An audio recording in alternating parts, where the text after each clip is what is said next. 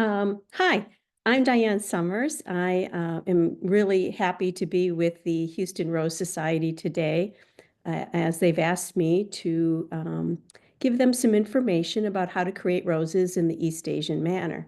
A little bit about me. I am an immediate past president of the American Rose Society.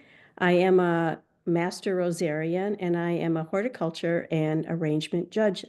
So I enjoy doing all sorts of things in the rose world, and clearly arrangements and East Asian manner arrangements is one of the things I enjoy most. So again, I'm happy to be with you today.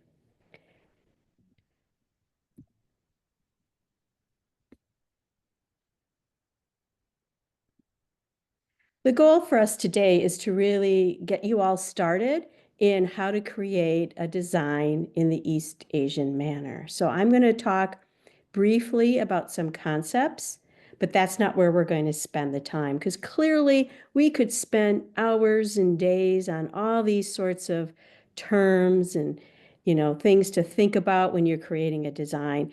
I personally have found it easiest if you just jump in and do it, right? So hopefully I'm going to give you a few pointers to help move that in that direction.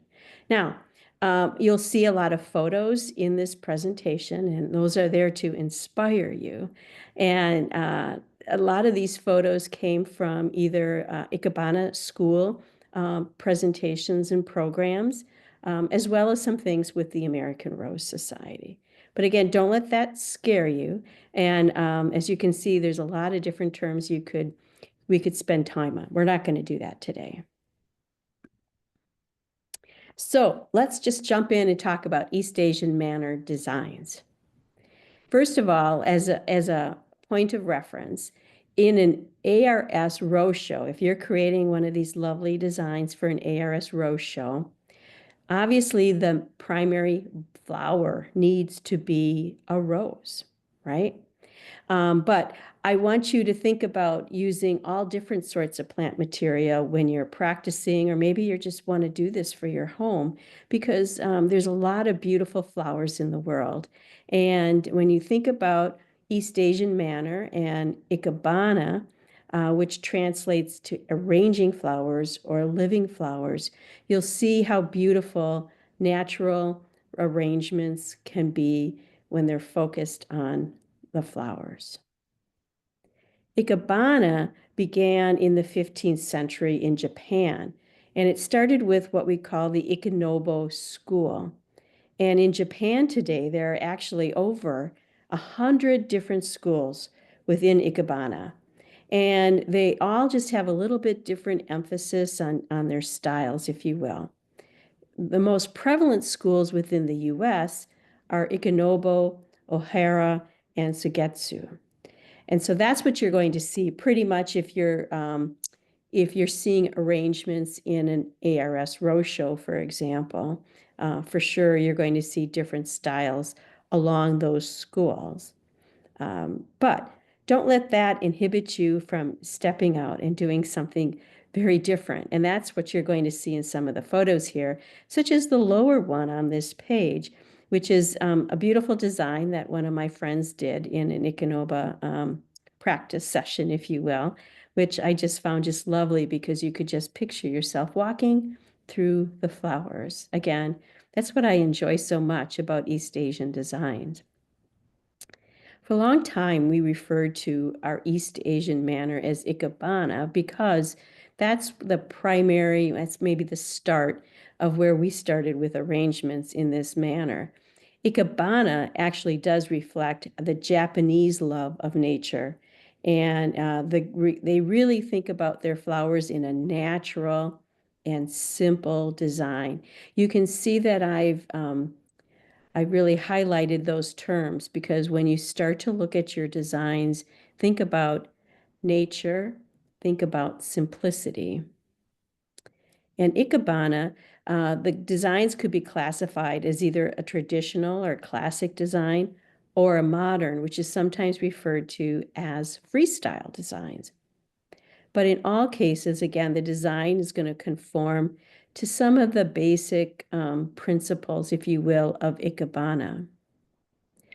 In the ARS, Generally, Japanese flower arranging also includes other designs from other countries, right? It could be China, Korea, India, etc. And so that is why we like to refer to our rose shows as East Asian manner designs, because it could reflect any of these schools, which of course, if you're a judge, makes it a little bit more challenging, right? But that's okay. I mean, we want to be all inclusive here. It's also an interesting fact that the Ikebana, they never really entered their roses in competition. They're really there to enjoy. And so they do many more from an exhibit perspective. And you can see a lot of different exhibits, either from local chapters in your own community, as well as on Facebook or the internet. Here are a few general principles without getting into a lot of detail. As I mentioned before, if you're doing a design for an ARS rose show, the rose has to be the dominant flower when you're creating an ARS rose show design. Length of stems are positioned to a combined height and width of the container. So basically 1.5 times the height plus the width of the container. That's what's going to tell you what that height looks like in the design, which is pretty standard, I think, with a lot of other designs as well. No two flowers or stems are generally of the same length. You really don't see that in nature, do you? You see a variety, right? And balance is typically asymmetrical. And the tips of the branches or flowers are placed to form triangles of uneven sides. The pictures here kind of reflect the point of asymmetrical balance. At the bottom right-hand corner, we see a traditional mass arrangement. This is actually one that I did for an ARS photography contest. And you can see how balanced that is and how symmetrical it is, right? You could draw a line, down the center of it, and you basically have the same look on either side of it or top below. So it's very symmetrical.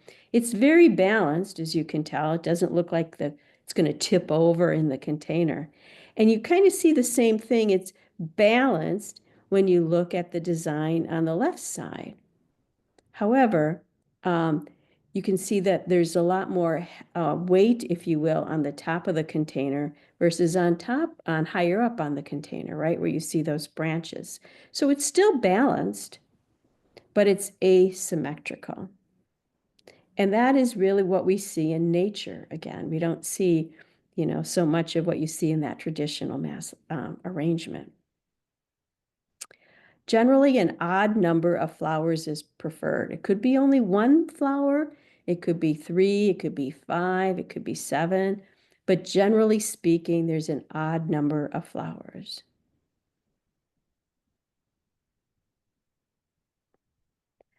A few helpful tools when you're putting together your design.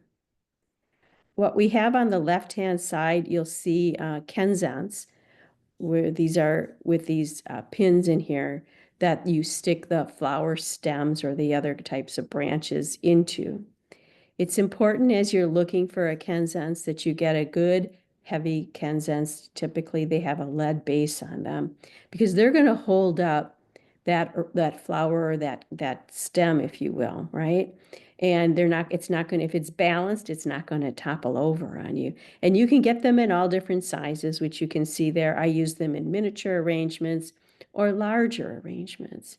It took me a long time before I got comfortable using these sorts of things, because what are we all used to? If you've done any other kind of flower arrangement, you're probably using Oasis. I should have put a picture of that in there, but I think everybody knows what Oasis is.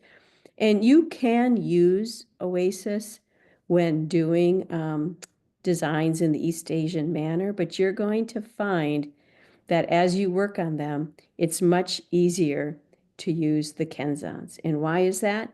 If you stick holes into your Oasis, you can't take them out. And based upon the types of containers that we typically use for East Asian designs, the oasis will be much more visible and distracting when you're putting your flower arrangement together. If we look at that picture in the bottom central of the page, you can see where they've also used branches to create a structure for when they can put their flowers in there, right? So that helps hold the design up in that situation. On the right-hand side, you can see where this is a tall container, and we've used two branches in the container, which then divides that container into 4 quadrants, if you will, which is then used in a tall container to stick your branches and your flowers into. This is kind of tricky to create. I'm still an early student of that, if you will. But in my Ikebana chapter, they started to show me using the wire that you see on the picture on the left-hand side. This has just been a lifesaver for me. This is just simple wire you can get at, any garden center or whatever. And you basically just take a piece of it, cut it off, and just kind of crunch it up in your hands and shove it in the container. And it works marvelously. And when it's below the lip of the container, you're not going to see it. So it works quite well. So here, these are different tools that you might use as compared to what you do in that traditional design, where you have typically a bit larger container where you have the ability to better conceal, I'll say, your material such as this.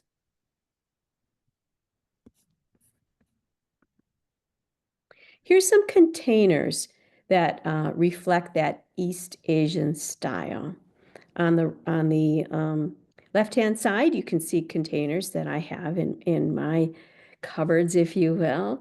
And some of these are much more the traditional types of design, and some of these would be used for the modern, or what we call East Asian. I'm sorry, what we call freestyle. And here you can also tell in this one here on the right-hand side, it has a very skinny neck in it. So it's going to be hard to stick a lot of stems in there. But what my Ikebana chapter has actually taught me to do is to use some wire. And this is thicker, wider wire, but then I can build the arrangement out because I can use the wire to structure the stems, which you can see on the right-hand side of the page. While the wire may be visible, it can be used in a freestyle design, not so much in a traditional type of East Asian style, which is much more naturalistic. I want to caution you that don't let the container stop you from trying to do an East Asian design. That did it for me for a long time. I said, I don't know where to find these containers. But you can find just simple things that you can use a bowl. And I think I have an example of this later on in the presentation. You can use, a square tall container. You can find those, in any store. They're easy to find, and just try them, right? Try anything. It'll work for you.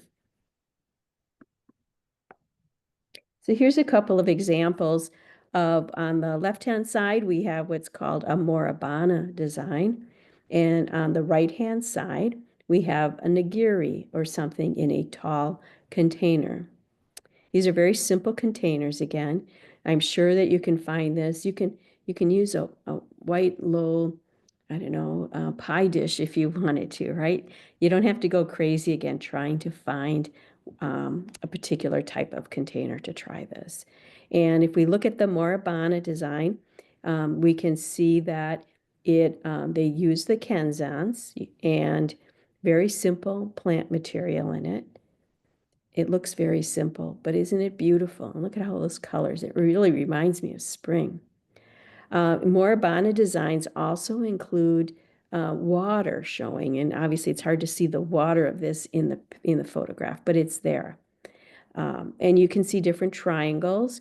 If you look at the stems of the different flowers, you could create these different triangles in there that are, again, they're uneven lengths, which again creates that interest in the design. The other thing you'll note is that some of these flowers in here, they are like reaching out towards us as we look at the flower, at the design, right? And that's what is very typical in East Asian design. Same concepts in the nigiri, where you can see that there's triangles based upon the different types of plant material. Again, it looks balanced, even though you might call it unsymmetrical, because the flowers are on the right-hand side. They create some weight. And then you've got the, the leaf material that's reaching up to create that proportion with the vase, right? And so that's offsetting it on the left-hand side. So it's balanced, it's asymmetrical, but you really don't have that sense that it's going to fall over. In an ARS row show, we really don't speak to, if you look at the directions, something that's moribana or nigiri, what they'll often be referred to as a low container or a low container with water showing. Nigiri will often be referred to as a tall container. Again, we're trying not to speak to any specific schools within the East Asian design categories or styles. So we've moved to say low container or tall container. And that's something to think about if you're creating a design for a rose show, because then you want to make sure that you're following what the directions require, which again would be one of these different types of containers. In freestyle, pretty much anything goes. So let's create a Moribana design. Remember we talked about simplicity. So we've placed some eucalyptus here in this simple container. You can see that on the left-hand side, we're using a pin holder, or referred to as a kenzans. And you place the material straight on those pins, and then you just bend it to where you want it to be. Now, if you look at the photo on the left versus the one on the right, you're going to see the one on the right, I've cut out some of the plant material. And that, of course, is intentional because you don't want to have a full design. You want to have some space in there. Again, that speaks to nature and the simplicity. Now, there are some styles, again, within East Asian that would have a lot more plant material, but that's not what we're looking for today. You'll also see that I haven't placed the kenzans in the middle of the container. So typically, we would put the kenzans on one of the corners or one of the sides or in the back, right? But you wouldn't place it right in the middle of the container. So I've pruned out plant material. Not only did I cut out branches, but you can also pull off some of the leaves, if you will. You're trying to make it a very simplistic design here.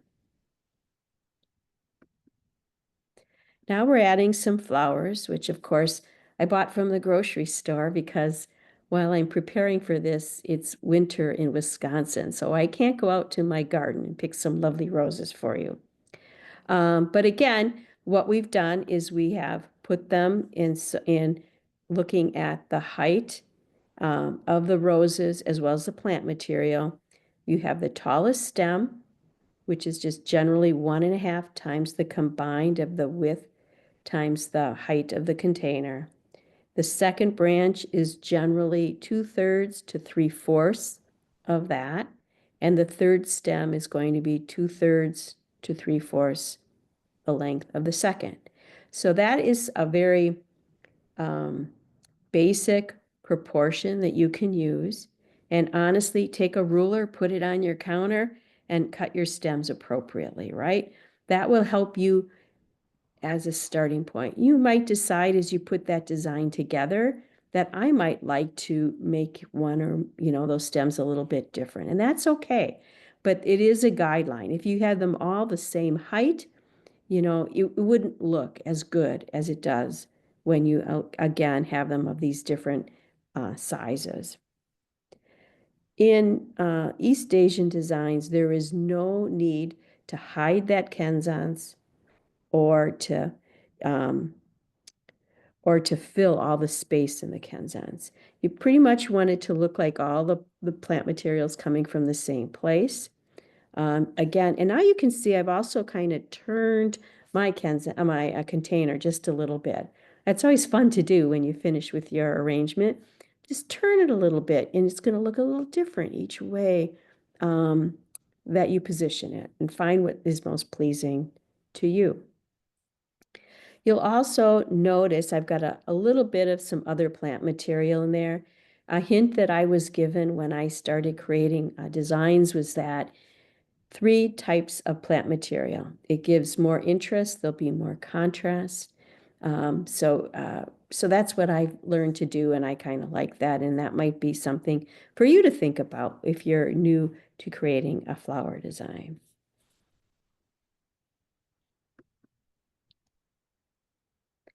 Here's another example of open place and simplicity.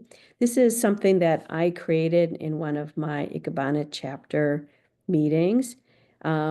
The one on the left-hand side, I just loved all these pretty flowers. I actually did this in December, and I needed some brightness.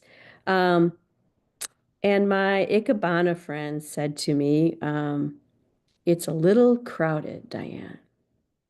And so then they helped me redo it with the same plant material, with those beautiful yellow spider mums. And you can really tell the difference, can't you? I mean, I can. I can see the simplicity of it. We have that higher top flower that's reaching out to in the sky.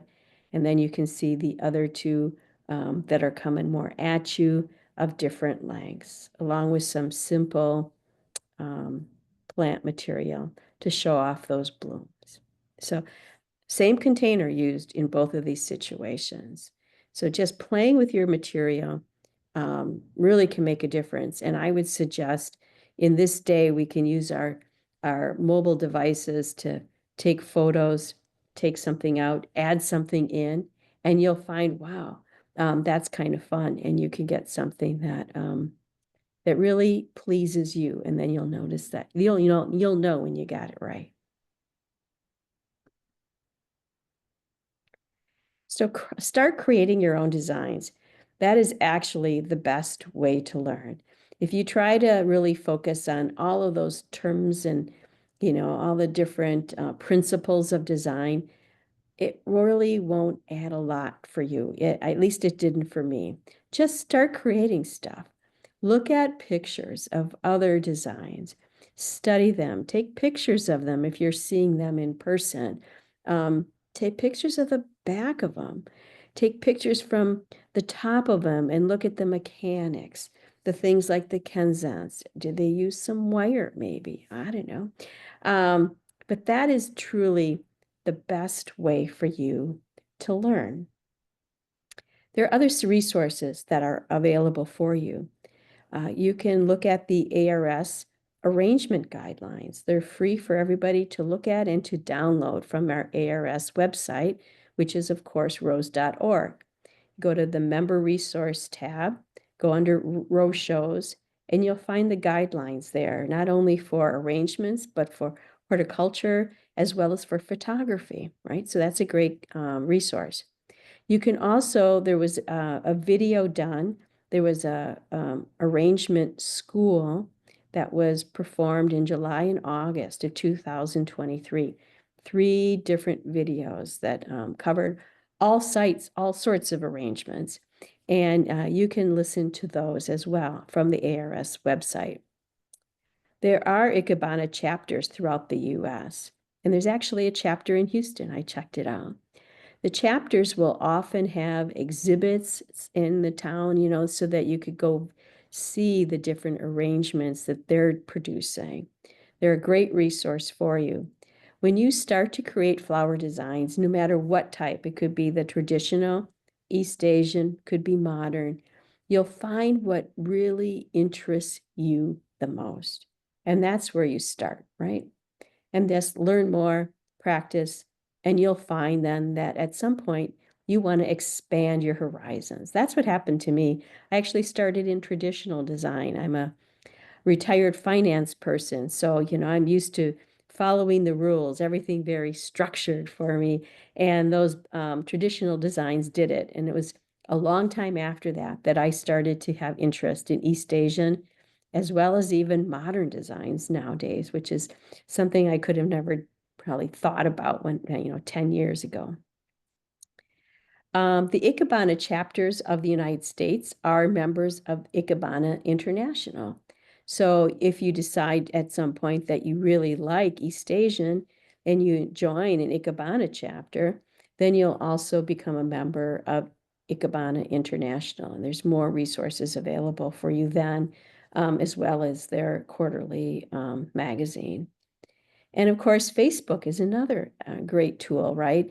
One that I see a lot on Facebook is Sugetsu schools, and just tons and tons of different arrangements are provided to us. Now, of course, when we're looking at arrangements done in Ikebana chapters, etc., you always have to be mindful that they, might be a little bit out of conformance with what we are looking for from the ARS perspective. My hope is that we'll be able to expand our horizons actually with ARS and even make them more diverse and more creative, and really move in some of that direction. And I think our current national chair is interested in that as well. So we'll see where that goes. But the beauty of East Asian design is just to me exceptional.